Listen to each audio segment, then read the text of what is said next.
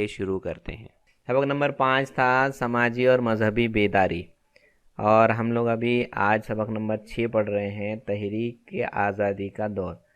تو تھوڑا سا سبق نمبر 5 کا ہم لوگ یادہ کرتے ہیں کہ سبق نمبر 5 کے اندر کچھ رہنماؤں کے بارے میں ہم کو معلومات ہے جنہوں نے جو ہے سماج کے اندر بیداری پیدا کی، بیداری یعنی ان کو جگایا۔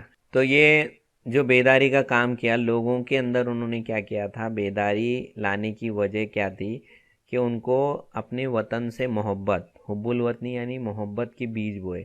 یہ ہمارا ملک ہے اور ہمارے ملک کے اندر کیا کر رہے ہیں، انگریز آ کے ہمارا استحصال کر رہے ہیں، یعنی ہمارے اوپر ظلم زیادتی کر رہے ہیں۔ تو یہ اپنی بھارت کی محبت، اپنی وطن کی محبت، یہ رہنماؤں نے کیا کی، لوگوں کے دلوں میں پیدا کی۔ اور اس کے اندر کیا ہوا کہ جب انگریزوں نے یہاں پہ تعلیم دینی شروع کی، تو تعلیم دینے کے بعد جو ہے جو پڑھے لکھے افراد تھے، جس کے اندر بہت سارے اچھے لیڈران بھی پیدا ہوئے اور کچھ رہنما بھی پیدا ہوئے، اور وہ آگے چل کے جو ہے انہوں نے ہمارے ملک کی آزادی میں بہت اہم رول ادا کیا۔ تو اس طرح یہ کہا جا سکتا ہے کہ ملک میں عزم کا اظہار کرنے کے لیے ملکی سطح پر ایک سیاسی تنظیم بنانے کے لیے مناسب ماحول تیار ہوا۔ سیاسی تنظیم یعنی آزادی کی تحریک کیا ہے، سب اپنے اپنے طور پہ لڑ رہے تھے، لیکن اس کو کیا ہونا چاہیے تھا، ایک کوئی مضبوط لیڈر ہو اور اس کے پیچھے ہم لوگ سب آزادی کی تحریک کو شروع کیے۔ تو یہ تمام کام جو ہے شروع ہو گئے تھے۔ اب ہم لوگ دیکھ رہے ہیں کہ انگریزی حکومت میں انتظامی مرکوزیت۔ اب انگریزوں نے کیا کیا تھا، ہندوستان میں 1857 کے بعد جو بغاوت ہوئی، وہ یہ چاہتے تھے کہ یہاں پر دوبارہ ایسی کوئی بغاوت نہ ہو یا ہندوستانی لوگوں کو ایک جگہ آنے کا کوئی موقع نہ ملے۔ اگر کچھ چھوٹی موٹی بھی ہلچل ہوتی تو ان کو فوراً کیا کیا جاتا، گرفتار کیا جاتا اور جیلوں میں ڈال دیا جاتا۔ لیکن کیا ہوا کہ انگریز اپنی حکومت کو بھی پھیلانا چاہتے تھے ہندوستان میں۔ تو انگریزوں نے اپنی جب حکومت پھیلانی شروع کی تو بھارت میں حقیقی معنوں میں مرکوزیت کا آغاز ہوا۔ ملک میں یکساں پالیسی اور قانون کی نظر میں مساوی درجے کی وجہ سے لوگوں میں یکجہتی کا جذبہ پروان چڑھا۔ ہر جگہ کیا ہو رہا تھا، ہندوستانی لوگوں کے ساتھ ظلم زیادتی ہو رہی تھی، تو لوگ کیا ہو رہے تھے، ایک جگہ آ رہے تھے۔ اس کے اندر کیا ہو رہا تھا، یکجہتی پیدا ہو رہی تھی۔ انگریزوں نے اپنی انتظامی سہولت کے لیے، اب وہ کیا چاہ رہے تھے کہ ان کی انتظامی سہولت اچھے سے ہو جائے، یعنی ایک طرح سے ان کے جو انہوں نے راستوں کی تعمیر کی، ریل کا جال بچھایا، سڑکیں وغیرہ جو بنائی انہوں نے، تو وہ یہ چاہ رہے تھے کہ ان کا جو انتظام ہے، جو ہندوستان میں حکومت کرنے، تو ہندوستان میں جب حکومت کرنا ہے تو یہ تمام چیزیں جو ہے، ہمارا جو انفراسٹرکچر ہے، یہ تمام جو سہولیات ہے، اگر ہم اس کے اوپر کام کریں گے تو اچھے سے حکومت کر سکیں گے، یہ ان کا سوچنا تھا۔ اس لیے انہوں نے کیا کیے، انہوں نے جو ہے فوج ایک جگہ سے دوسری جگہ جلدی سے پہنچ جائے، اس کے لیے انہوں نے کیا کیے، راستوں کی تعمیر کی، تیز رفتار سے حرکت کے لیے ریل کے راستوں اور سڑکوں کا انہوں نے جال بچھایا، یعنی سڑکیں بننے لگی، ریل کی لائنیں بچھانے جانے لگی۔ اس بنیاد کا سہولت کا فائدہ بھارتیوں کو بھی ہوا۔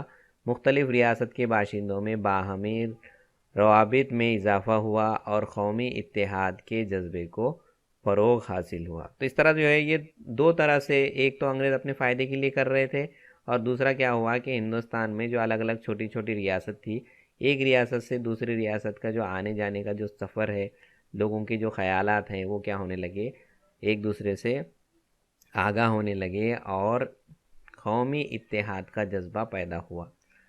اب ہندوستان میں جو لوگ تھے ان کا کیا ہو رہا تھا، معاشی استحصال ہو رہا تھا۔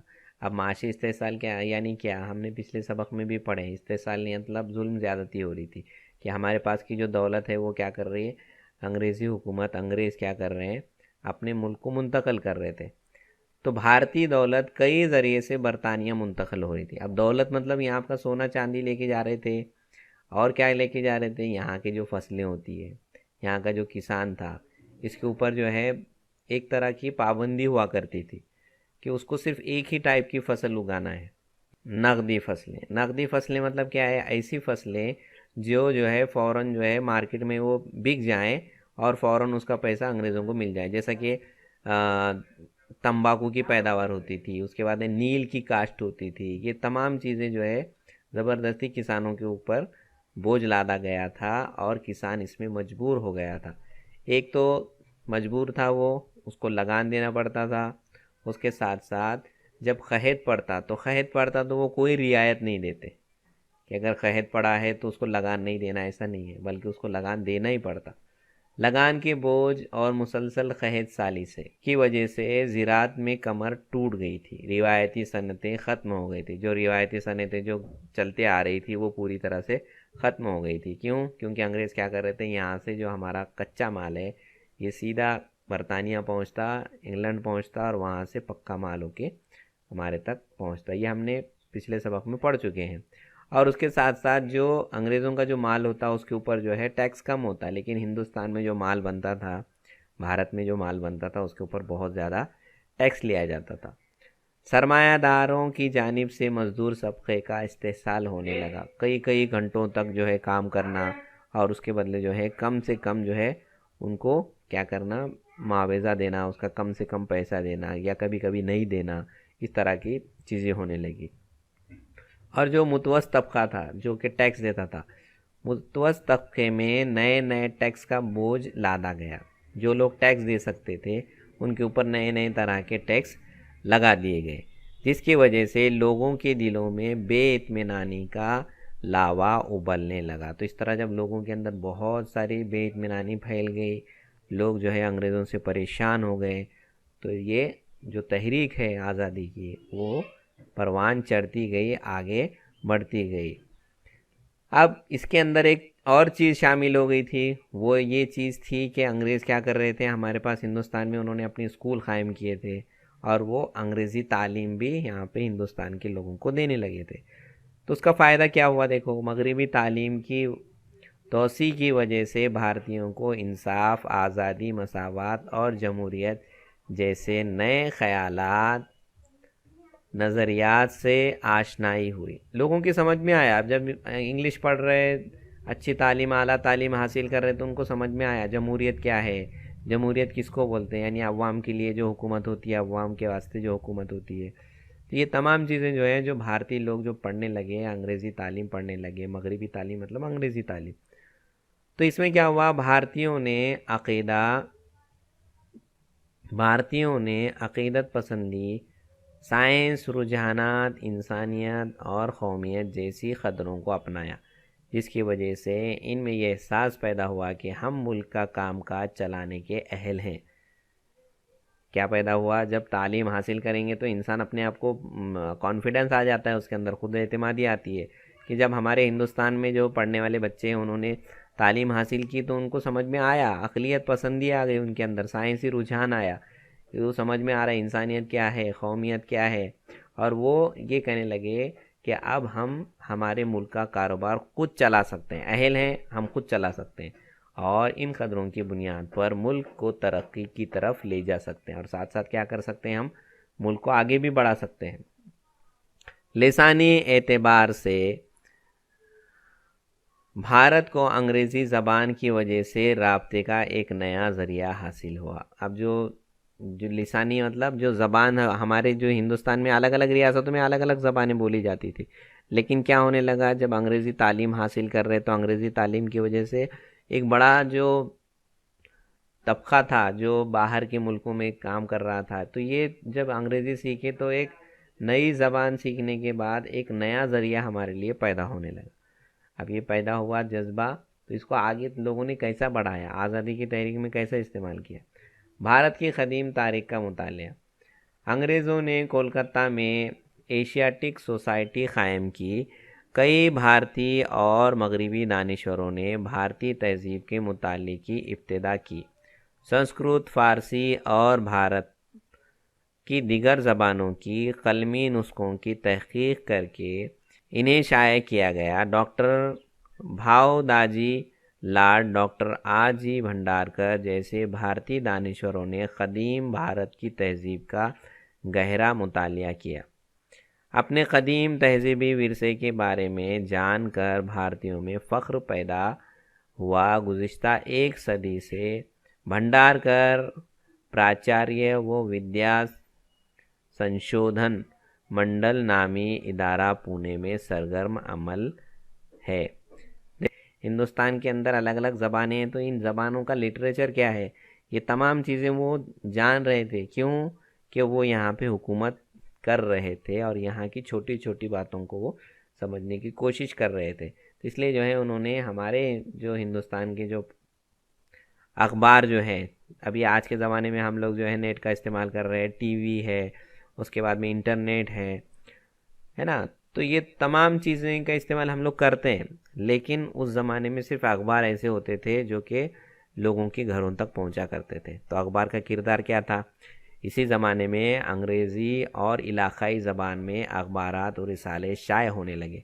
अब अंग्रेज़ी और इलाक़ाई ज़बान मतलब देखो, जिस रियासत की जो ज़बान है, जो ज़्यादा लोग बोलते हैं, उसी ज़बान में वो अखबार निकलता है। जैसा अगर कोई महाराष्ट्र का है तो महाराष्ट्र में जैसा मराठी का अखबार केसरी था, वो जो है उसने काम किया। उसके बाद जो है मौलाना अबुल कलाम आज़ाद ने भी एक अखबार शुरू किया था। उन्होंने जो अल हिलाल अल बिलाग नामी अखबार शुरू किए थे, वो उर्दू में हुआ करते थे। तो ये क्या था कि ज़बान जो जिस ज़बान में पढ़ना चाहता है उसी ज़बान में जो है अखबार शाया होने लगे, छपने लगे, और लोगों तक समाजी और सियासी बेदारी, लोगों को ये बताया जाने लगा कि अंग्रेज़ों के क़ानून कैसे हैं और हमारे ऊपर किस तरह की वो जुल्म ज़्यादती हो रही है। तो ये जब पढ़ते थे लोग, यानी इतना मुतासिर होते थे, पढ़ने के बाद जो है लोगों के अंदर जो खून है वो जोश मारता था आज़ादी के लिए, चलो अब हमको लड़ना है। तो इन अखबारात ने सियासी व समाजी बेदारी पैदा की। दर्पण, प्रभाकर, हिंदू, अमृत बाज़ार पत्रिका, केसरी और मराठा जैसे अखबारात के ज़रिए सरकारी पॉलिसियों पर तनकीद होने लगी। देखो, जैसा मैंने बताया अभी कि जो अलग अलग जो अखबार हुआ करते थे वो क्या करने लगे, सरकार के ऊपर तनकीद करने लगे। तनकीद मतलब सरकार की जो पॉलिसी है वो गलत है, ऐसी नहीं, ऐसी होनी चाहिए, ये तमाम चीज़ें वो बताने लगे। फिर क्या होने लगा, आहिस्ता आहिस्ता जब हम ख्याल लोग मिलने लगे, यानी एक जैसे ख्यालात लोगों के अंदर बेदारी होने लगी, तो उनकी एक कुछ छोटी छोटी जमातें बनने लगी, जिसके अंदर एक जमात अमल में आई जिसका नाम था कौमी जमात का क़याम। कौमी जमात का क़याम हुआ 28 दिसंबर 1885 को मुंबई में। गोकुल दास तेजपाल संस्कृत स्कूल में कौमी जमात का पहला इजलास मुनक्कद हुआ। ये स्कूल जो है मुंबई में, यहाँ पर इसका पहला इजलास, किसका, कौमी जमात का इजलास पेश किया गया। मुल्क की मुख्तलिफ रियासतों में 72 नुमाइंदे इन अजलास में शरीक हुए।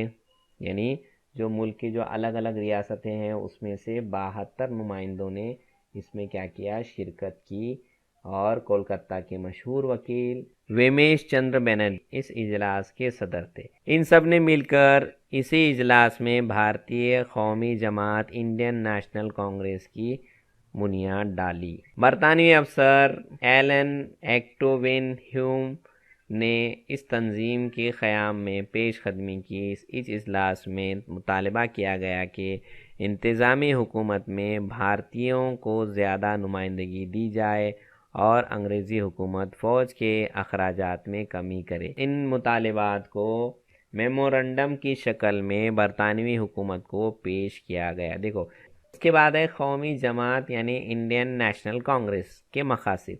अब ये कौमी जमात बन गई, इसका नाम भी तय हो गया इंडियन नेशनल कांग्रेस। अब इसका मकसद क्या था, ये क्या काम करने वाली थी? भारत के मुख्तलिफ इलाक़ों के लोगों को मज़हब, नस्ल, ज़बान और इलाक़ाई तफरीक भुलाकर एकजा करना, एक दूसरे के मसाइल जानकर इन पर गौर फ़िक्र करना, लोगों में इत्तेहाद का जज्बा पैदा करना और कौमी तरक्की के लिए कोशिशें करना कौमी जमात के मकासद थे। क्या? इलाक़ाई ज़बान, जो ज़बान है वो अलग अलग इलाक़े की अलग अलग ज़बान है, तो उसके अंदर तफरीक नहीं करना, भेदभाव नहीं करना, एक दूसरे के अंदर जो लड़ाई झगड़ा है उसको भूल के एक जगह आके काम करना, इत्तेहाद से काम करना, ये सबसे बड़ा मकसद था। देखो, कोई भी चीज़ के लिए यही ज़रूरी होता है। जब हम लोग कोई आगे काम करते हैं बढ़ के, तो सबसे पहले हमारे अंदर जो है इत्तेहाद ज़रूरी होता है। जब तक इत्तेहाद नहीं होता, जब तक कामयाबी नहीं मिलती। तो सबसे पहला मकसद यही था कि हमारे अंदर इत्तेहाद पैदा हो जाए, इत्तेहाद का जज्बा पैदा हो जाए, और ये कोशिशें करना कौमी जमात का مقصد بن گیا۔ اب لیکن اس کے اندر کچھ ایک ایسے بھی گروپ تھا جو کہ جن کو کہا کرتے تھے اعتدال پسندوں کا گروپ، جو دور تھا وہ تھا 1885 تا 1905۔ اپنے قیام کے بعد قومی جماعت کا کام سست روی سے مگر مسلسل جاری تھا۔ قومی جماعت کیا کر رہی ہے؟ آہستہ آہستہ کام کر رہی ہے، لیکن کام تھوڑا تھوڑا آہستہ آہستہ ہو رہا ہے۔ قومی جماعت کے رہنما حقیقت پسند اور اعلیٰ تعلیم یافتہ، کچھ ایسے رہنما اس کے اندر قومی جماعت میں تھے جو کہ بہت زیادہ اعلیٰ تعلیم یافتہ تھے، حقیقت پسند تھے، حقیقت کو سمجھ کے بات کیا کرتے تھے۔ انہیں اس بات کا علم تھا کہ منظم کارروائیوں سے ہی بنیاد مضبوط ہوگی۔ اس پر مغربی دانشوروں کی روشن خیالی، آزادی، مساوات اور اخوت جیسی قدروں کا اثر تھا۔ انہیں عینی طریقے پر اعتبار تھا، انہیں امید تھی کہ اگر وہ عینی طریقوں پر چل کر اپنے مطالبات انگریزوں کے سامنے رکھیں گے تو وہ ان مطالبات کو منظور کریں گے۔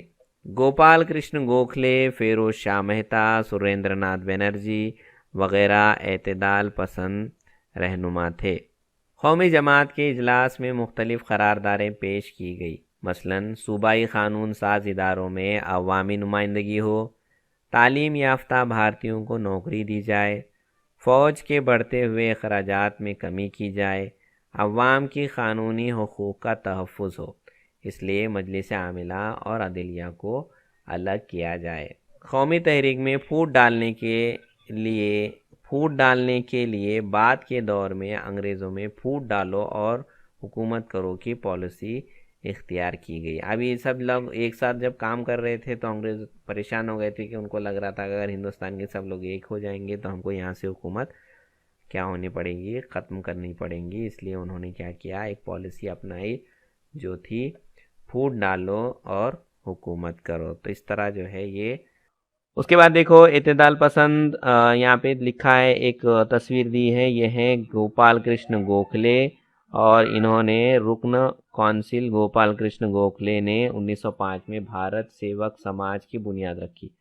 عوام میں حب الوطنی پیدا کر کے اپنے مفاد کی قربانی کی تعلیم دینا، مذہب اور ذات کا فرق مٹا کر سماجی مساوات پیدا کرنا اور تعلیم کو فروغ دینا بھارت سیوک سماج کا اہم مقصد تھا۔ ان کا یہ جو بنائے تھے انہوں نے سماج، اس کا نام تھا بھارت سیوک سماج، اس کا جو مقصد تھا یہ ہے گوپال کرشن گوکھلے جو قومی جماعت بنی تھی اس کے ایک اہم رکن۔